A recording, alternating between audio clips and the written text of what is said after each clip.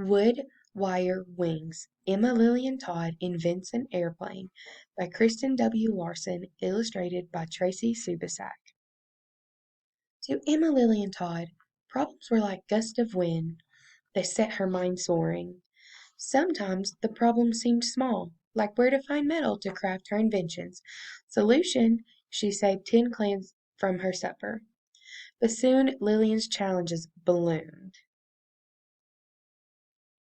Lillian grew up in a time when it seemed like everyone was tinkering. 1886, Josephine Garris Cochrane patents the dishwasher, the early model. 1870s, Alexander Graham Bell patents the telephone. 1850s, the first mass-produced watches are developed by American Watch. 1868, Christopher Latham Sholes, Samuel Soule, and Carlos Giddon invent the typewriter. 1901, Marconi seeds the first radio transmission across the Atlantic. 1879, incandescent light bulb is patented by Thomas Edison. 1851, Isaac Slinger patents a practical sewing machine with many more to follow. 1817, Sumac Subway is built by Alfred Eli Beach in New York, including Lillian's grandfather, who invented his own carriage wheel just like Grandfather Lillian, whittled and fiddled, turning dreams into useful inventions. One winter, Lillian rescued a broken toy from the trash and snatched a ball off the Christmas tree.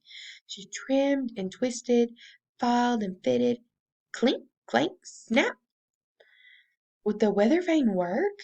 Lillian took it outside for a test. When the wind blew, the weather vane pointed true. Success! Another day, she took apart a clock, spreading the pieces before her. Did this wheel fit here? Did that lever fit there? She put the pieces back this way. No tick. She put the pieces back that way. No talk. The clock stayed still. Failure! Lillian stood baffled, yet buoyed by the challenge. Ever since I can remember, I couldn't have a piece of tin or wire in my hands without bending it and twisting it to make something. I was always making things, and my mother saw it too, that I wasn't discouraged, that I had the tools I wanted. Lillian Todd, 1910. Lillian couldn't imagine a life without tools or tin, wires or wheels, yet inventing wasn't women's work, so she did the next best thing.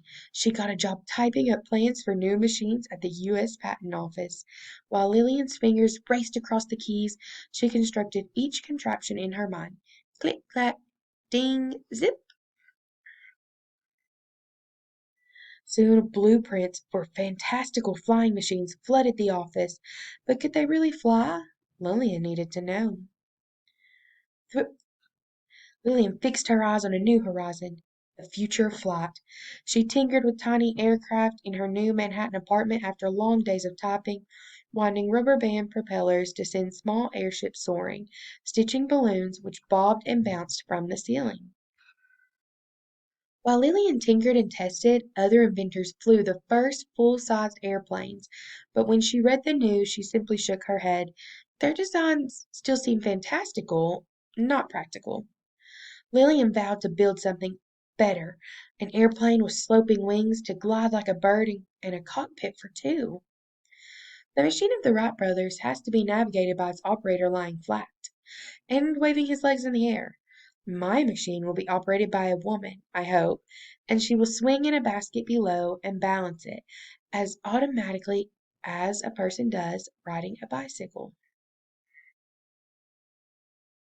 Lillian spent hours considering the crows circling overhead, studying the angle of Albatross's wing, and constructing models that hung like chandeliers from the ceiling. Before long, her airplane took over her apartment, then it took over her life. Amidst the parts and the pieces, Lillian's bird emerged from the bamboo covered in canvas. At last, she strapped a doll into the basket and sent it soaring. It dipped, then dove straight down. Crash! The airplane and its passengers smashed to pieces. With the second model, Lillian's hopes took flight once more, but her model didn't. Failure! Lillian stood there baffled, but buoyed by the challenge. Then, on the third try, her model slipped into the sky until, whap! A slight mishap when a wire snapped. Yet it was a breakthrough.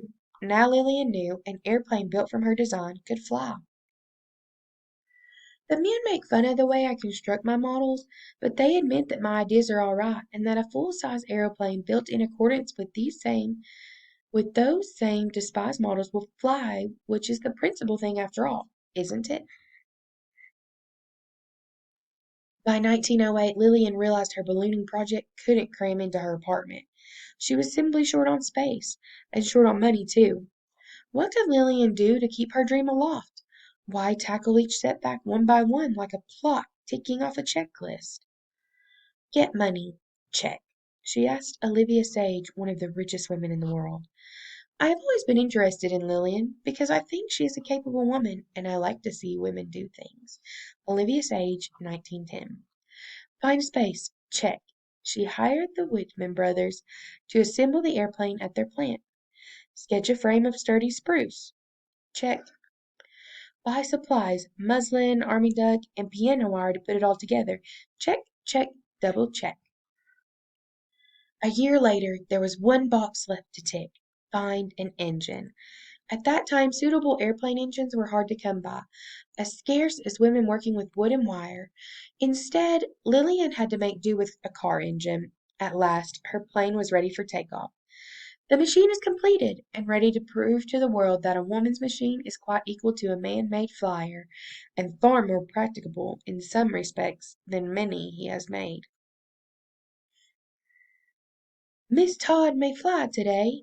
An airplane crafted by a woman was quite a curiosity, so no surprise Lillian chose to showcase her plane at the 1909 Interborough Fair in New York, where it captivated crowds alongside cannons catapulting ladies through the sky. As the fairgoers crushed close, Lillian readied her plane to lift off, but the engine sputtered. The plane shuddered. It wouldn't budge at all. Failure. Buoyed by the challenge, Lillian brainstormed her next step. Secure space to work through the winter. Check. Study motors and revise her design. Check. Score another engine, an airplane engine. Double check.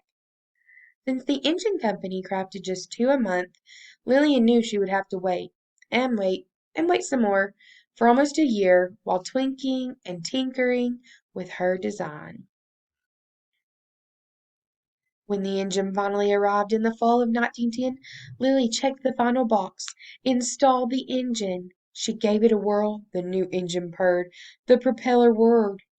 Lillian's dreams were ready to soar once more. It's a work that grips you. I work myself 17 hours a day often, and then fuss because I've got to go to bed and waste time sleeping. On November 7th, 1910, cars lined a road along a field, and crowds crushed close to watch the latest marvels, daring pilots demonstrating flying machines.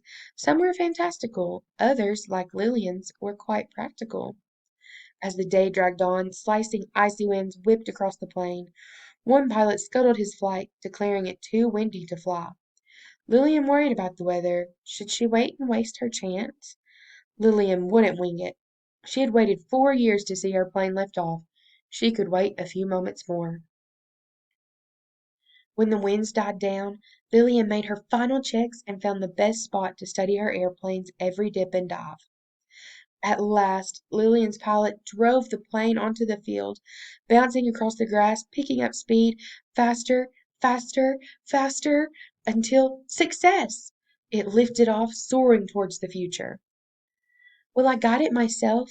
Well, I think perhaps during the experimental stages I may simply observe its actions, but later on I surely will drive it. Filled with flying. There is no work so discouraging, so exasperating, so delightful, so mean, so difficult, so exhilarating as building aeroplanes.